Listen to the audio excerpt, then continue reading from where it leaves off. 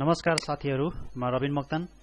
आजको यस टपिक्समा हामी कोरल ड्रको स्टार्टिङ क्लासमा छौं, जसमा कोरल ड्र चाहिँ केको लागि प्रयोग गर्न सकिन्छ हैन, त्यस्तै कोरल ड्रमा चाहिँ के कस्ता कामहरु गर्न सकिन्छ लगायत विविध कामहरु चाहिँ हामी यसमा हेर्ने छौं।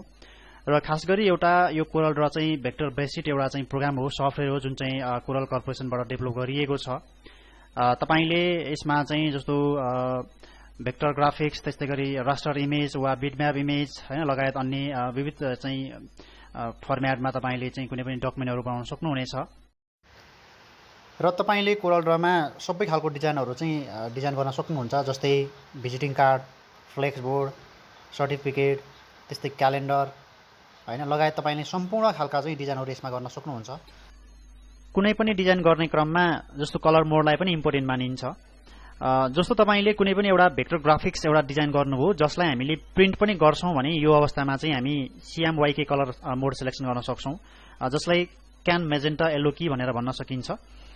त्यस्तै हामी प्रिन्ट नगर्ने, जस्ट यसलाई चाहिँ हेर्ने मात्रै वा कुनै ठाउँमा शो मात्रै गर्ने भन्ने हो भने जस्तै वेबसाइटतिर, फेसबुकतिर हैन एउटा चाहिँ भिजुअल रूपमा हेर्ने तपाईले चाहिँ मोबाइलबाट हुन सक्छ, टिभीबाट हुन सक्छ वा ल्यापटपबाट अथवा कम्प्युटरबाट जुन हेर्ने मात्रै हो भने यस्तो कन्डिसनमा चाहिँ हामी RGB कलर मोड सिलेक्सन गर्छौं, जसलाई रेड, ग्रीन, ब्लू भनेर भन्न सकिन्छ।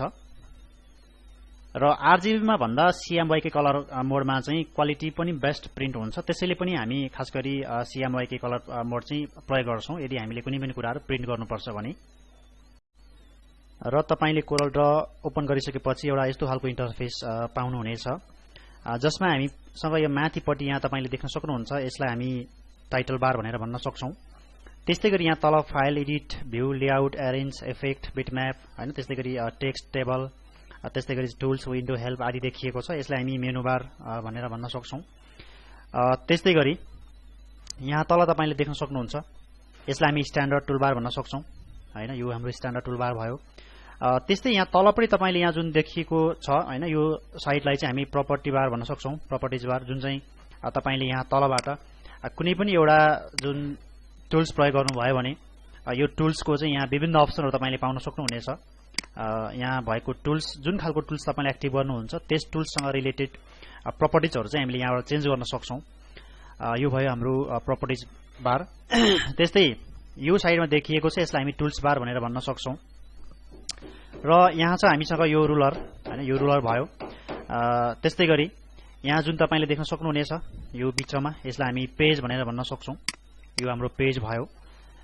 त्यस्तै गरी यहाँ तल देखिएको छ, यसलाई हामी स्ट्याटस बार भन्छौं। त्यस्तै यो हाम्रो भर्टिकल स्क्रोल बार र यो चाहिँ हाम्रो होरिजन्टल स्क्रोल बार।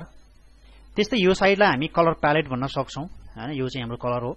र अब तपाईले यसरी एउटा नयाँ पेज क्रिएट गरिसके पछाडी मानव कतिपय कुराहरु तपाईलाई चाहिँ यो पेजको अथवा यो डकुमेन्टको यदि चाहिँ केही कुराहरु चेन्ज गर्न मन लाग्यो भने यो अवस्थामा तपाईले साइजहरु यहाँबाट चेन्ज गर्न सक्नुहुन्छ। तपाईलाई कुन साइज चाहिन्छ हैन, कति साइज चाहिन्छ, अथवा तपाईले यदि मोडिफाई गर्नुपर्ने साइजहरु यदि चाहिँ मैले मोडिफाई गर्नुपर्छ भने यहाँ भित्रबाट तपाईले गर्न सक्नुहुन्छ। त्यस्तै हैन, हामीलाई आवश्यक पर्ने साइज यहाँ भित्र छैन भने यो कन्डिसनमा तपाईले यहाँ साइज राखेर चाहिँ चेन्ज गर्न सक्नुहुन्छ। त्यस्तै यो पेजलाई तपाईले ल्यान्डस्केप हैन अथवा पोर्ट्रेट यहाँबाट यसरी चेन्ज गर्न सक्नुहुन्छ।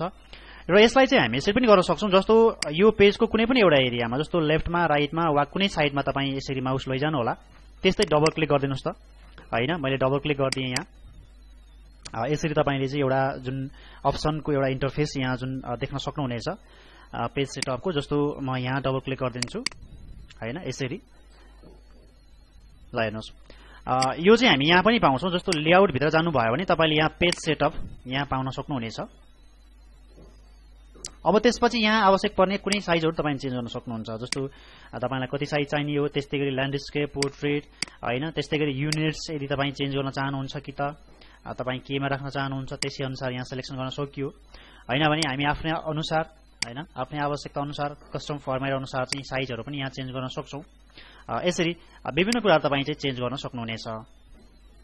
त्यस्तै तपाईको कहिलेकाहीँ यो मेनु बार, त्यस्तै गरी टुल्स बार, त्यस्तै गरी चाहिँ प्रपर्टी बार हैन वा स्ट्यान्डर्ड टुल बार आदि कुराहरु चाहिँ हिडन हुन सक्छ, हाइड हुन सक्छ। यो अवस्थामा कसरी सो हाइड गर्न सकिन्छ हेरौं।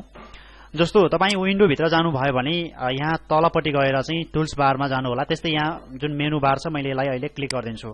तपाईले देख्न सक्नुहुन्छ यहाँ हाम्रो मेनु बार चाहिँ जुन हिडन भएको छ।